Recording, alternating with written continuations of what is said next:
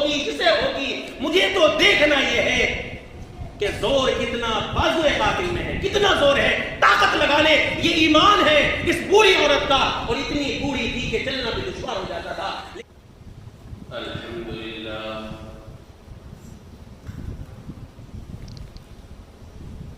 الحمدللہ نحمده ونستعینه ونستغفره ونؤمن به ونتوکل علیہ ونعوذ باللہ من شرور انفسنا ومن سیئات اعمالنا من يهده الله فلا مضل له ومن يضلل فلا هادي له ونشهد أن لا إله إلا الله وحده لا شريك له ونشهد أن سيدنا ونبينا ومرشدنا ومولانا محمدا عبده ورسوله أما بعد فأعوذ بالله من الشيطان الرجيم بسم الله الرحمن الرحيم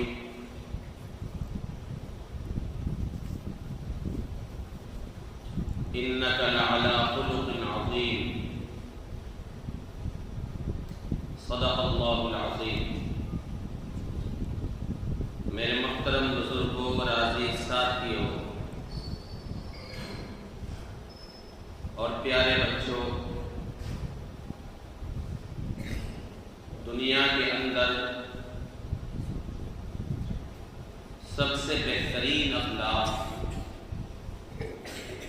اور سب سے بہترین زندگی گزارنے کا سلیقہ اور دنیا کا سب سے عظیم ترین شخص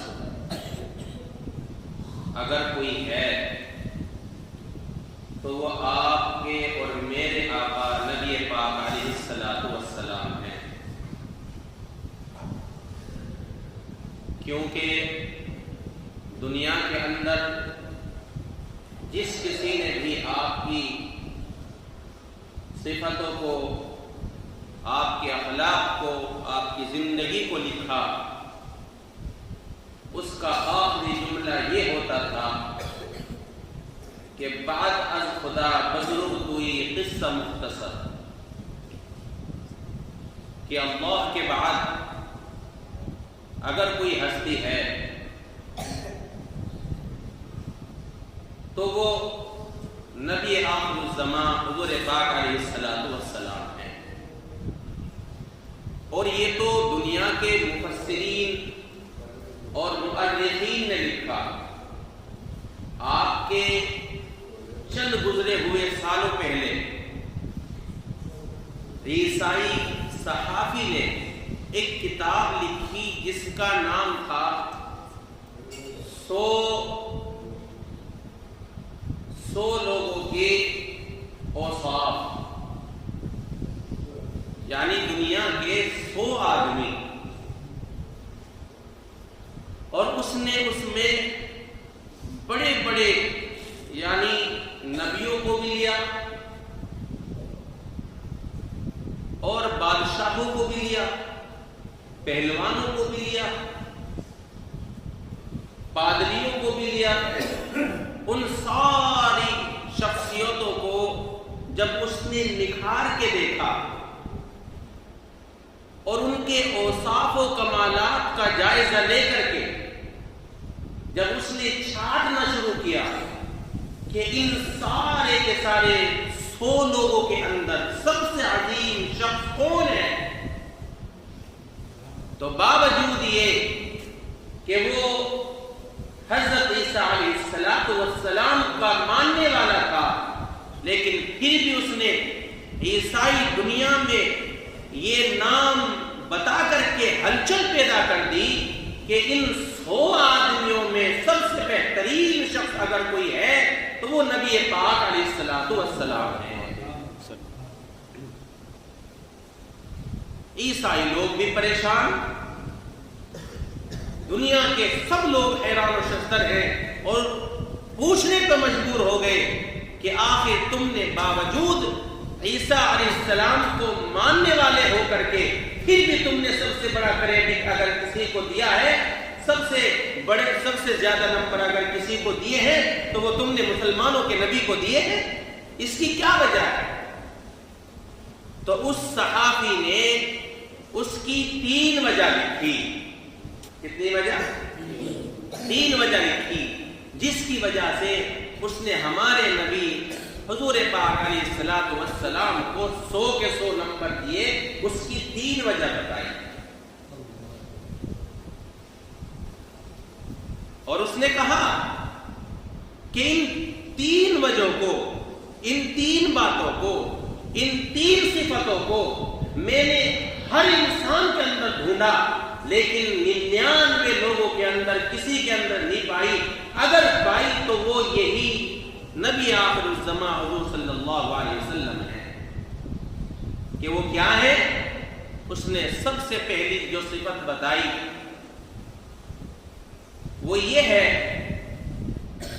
کہ دنیا کے اندر چاہے کتنا بھی بڑا پیر ہوا، دنیا کے اندر چاہے وہ کتنا بھی بڑا بادشاہ بنا، لیکن جلدی سے اس کی بیوی اس پہ ایمان نہیں لے کے آئی، جلدی سے اس کی بیوی اس کے اخلاق سے متاثر نہیں ہوئی. فوراً اسے یا تو وقت لگا یا اس نے اسے ماننا ہی نہیں، یا تو اس کے ماننے میں اسے وقت درکار ہوا، وقت لگا، یا پھر اس نے اسے یا تو پیر نہیں ماننا یا اسے بہترین شخص نہیں ماننا.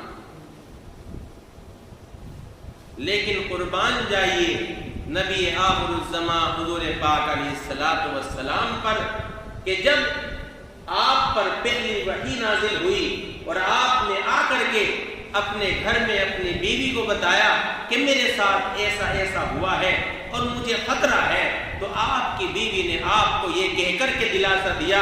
تاریخ کے اوراق میں یہ الفاظ لکھے ہوئے ہیں، انہوں نے یہ کہا کہ آپ تو بیماروں کے تیماردار ہیں، آپ تو یتیموں کے ماوا و ملجا ہیں، آپ تو بے سہاروں کے سہارا ہیں، آپ تو جو ہے بیواؤں کے سہارا بننے والے ہیں. اللہ آپ کو ضائع نہیں کر سکتا، اللہ آپ کو ضائع نہیں کر سکتا، آپ کو کوئی خطرہ نہیں ہو سکتا، آپ کو کوئی دشمن جان سے نہیں مار سکتا، کیونکہ آپ کے اوپر تو اللہ کا ہاتھ ہے.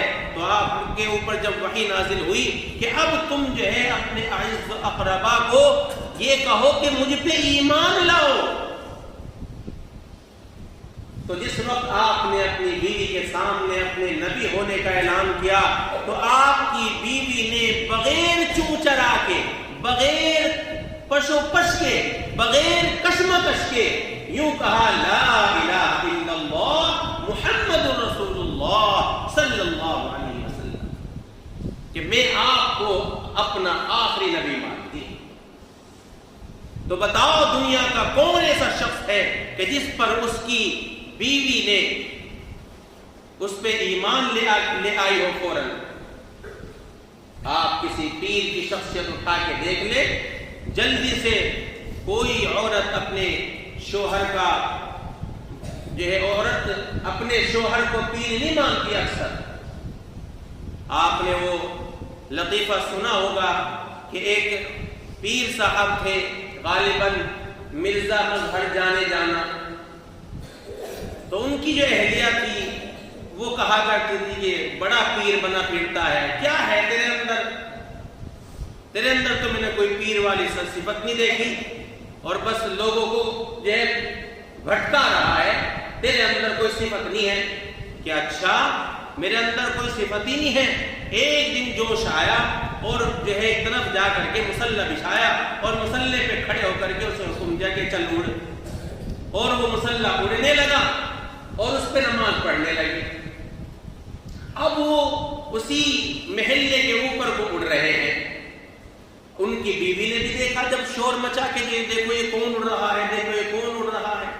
اب جب وہ نیچے اتر گئے تو بیوی نے ان سے کہا جب وہ آئے گھر میں کہ آج دیکھا پیر تو آج دیکھا.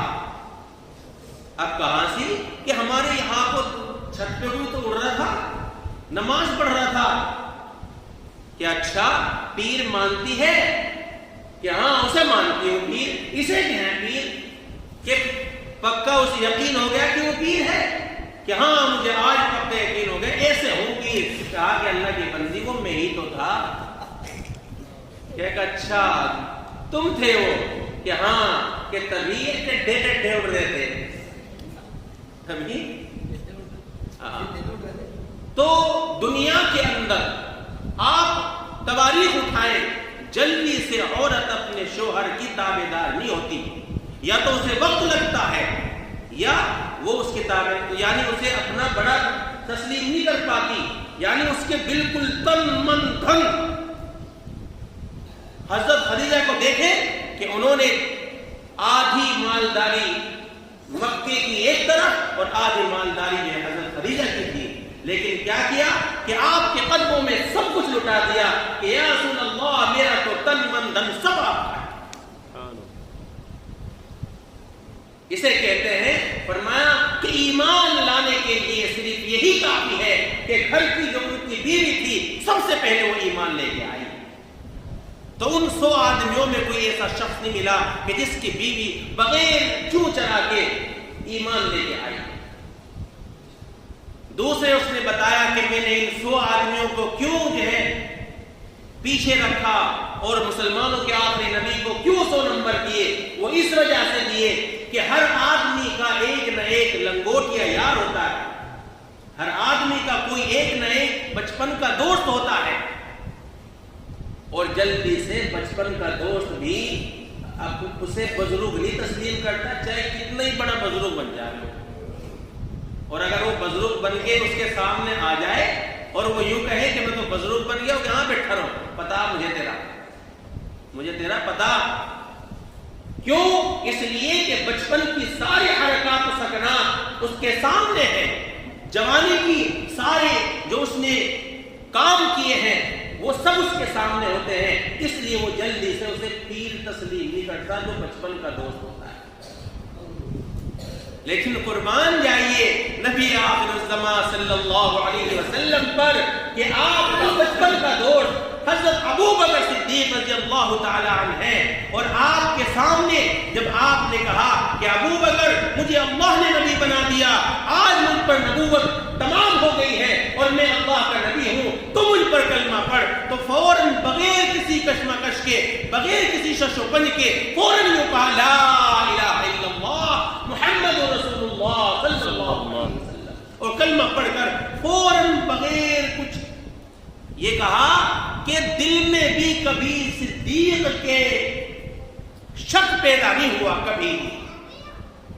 لوگ کہتے ہیں نا کہ صدیق یہ، ابو بکر یہ صدیق کا لفظ ویسے ہی نہیں مل گیا ابو بکر صدیق رضی اللہ تعالیٰ عنہ کو۔ آقا مدنی جناب محمد رسول اللہ صلی اللہ علیہ وسلم معراج سے تشریف لائے، سب سے پہلے ام ہانی کے گھر آپ آئے تو آپ نے کہا کہ ام ہانی آج میں یہاں سے بیت المقدس گیا اور بیت المقدس سے 7 آسمان کی میں نے سیر کی اور پھر عرش پر گیا۔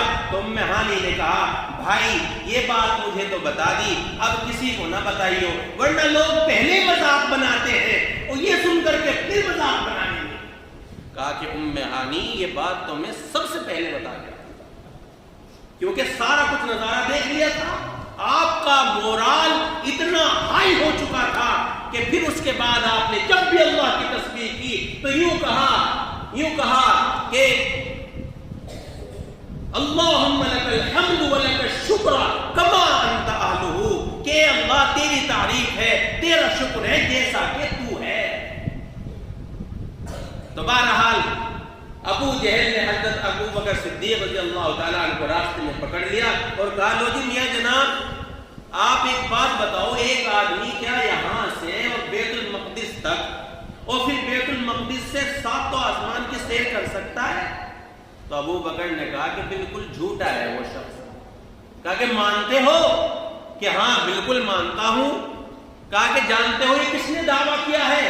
کہ یہ تمہارے ساتھی محمد بن عبداللہ نے یہ دعویٰ کیا ہے۔ تو حضرت ابو بکر صدیق رضی اللہ تعالیٰ عنہ نے فوراً یہ کہا کہ اگر انہوں نے کہا ہے تو بالکل سچ ہے، اگر انہوں نے کہا ہے تو پھر مجھے اس میں شک نہیں، پھر میں ان پر جو ہے یقین کرتا ہوں کہ میرا نبی یہاں سے راتوں رات بیت المقدس گیا اور بیت المقدس سے 7 آسمان کے سیر کر کے گیا، حالانکہ اس سے پہلے نبی سے ملاقات نہیں ہوئی تھی۔ بغیر کسی ملاقات کی کہا کہ اگر میرا نبی یوں کہتا ہے تو بالکل یہ بات سچ ہے۔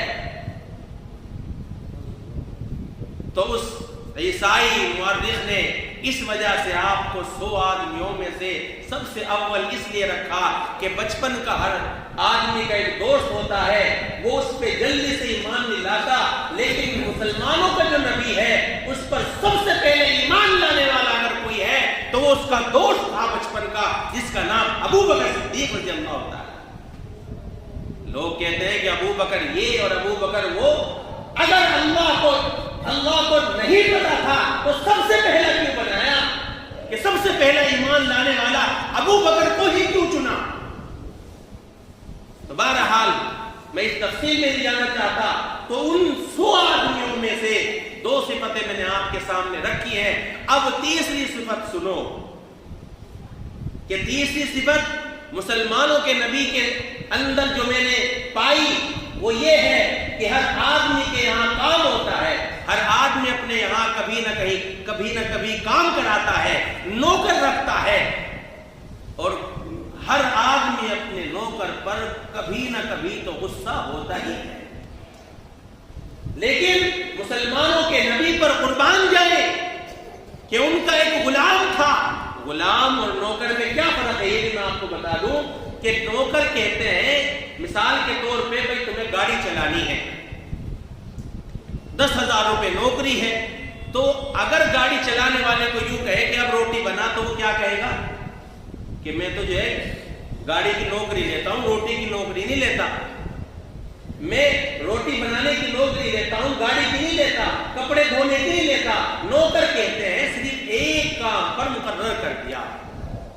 لیکن ایک ہوتا ہے غلام، غلام کہتے ہیں اسے کہ اگر وہ کپڑے دھو رہا ہے تو اگر اسے مالک اور آقا یوں کہہ دے کہ چل اب گاڑی چلا تو وہ گاڑی چلائے گا، چل اب روٹی پکا تو وہ روٹی پکائے گا، چل اب بستر بچھا تو بستر بچھائے گا، یعنی کہ بیچ میں اسے ٹوک کر کے یہ کہہ دے کہ اب فلاں کام کر تو جی آقا، اسے کہتے ہیں غلام۔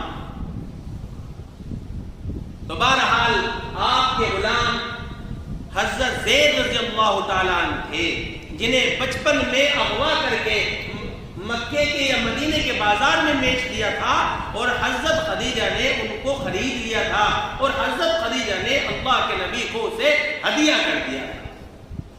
پتہ چلا زید کے ماں باپ کو کہ میرا بیٹا مکے کے اندر کسی محمد کے غلام بنے ہوئے ہیں، تو فوراً اپنے بھائی کو لیا، اپنے اور رشتہ داروں کو لیا، اور کچھ دینار و درہم لیے اور لے جا کر کے چلے گئے مکے کے اندر، چاہے اس کے پیسے لے لیں، جتنے چاہے اس کی دیت لے لیں، جتنے چاہے آپ دینار لے لیں، آپ انہیں چھوڑ دیجئے۔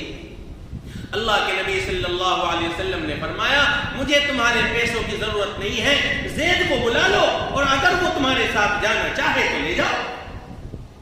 ادھر حضرت زید رضی اللہ تعالیٰ عنہ کو بلایا گیا اور کہا کہ زید بتاؤ تم اسے جانتے ہو؟ کہا کہ یا رسول اللہ یہ میرے والد ہیں۔ انہیں جانتے ہو؟ کہ ہاں یا رسول اللہ یہ میرے چچا ہیں۔ انہیں جانتے ہو؟ کہ ہاں یا رسول اللہ یہ میرے رشتے دار ہیں۔ یہ تمہیں لینے آئے ہیں، تم ان کے ساتھ جانا چاہتے ہو؟ قربان جائیے، ایک نوکر نہیں رہنا چاہتا، ایک غلام، اور وہ یوں کہہ رہا ہے یا رسول اللہ میں آپ کی زندگی میں آپ کا غلام رہنا چاہتا ہوں، میں آزاد ہو کر اپنے والدین کے ساتھ نہیں جانا چاہتا۔ یہ بھی آپ کی اخلاق، یہ تھے آپ کے اوصاف، اسی لیے اللہ نے کہا انک لعلی خلق عظیم، کہ بے شک تیرے اخلاق تو بلند والا اخلاق۔ تو اس لیے میرے محترم بزرگوں دوستو، اللہ کے نبی صلی اللہ علیہ وسلم کے اندر یہ کمالات، یہ اوصاف اللہ نے ایسے رکھے تاکہ ان اخلاق کو دیکھ کر کے آج گھر کا جھگڑا دیکھ لے۔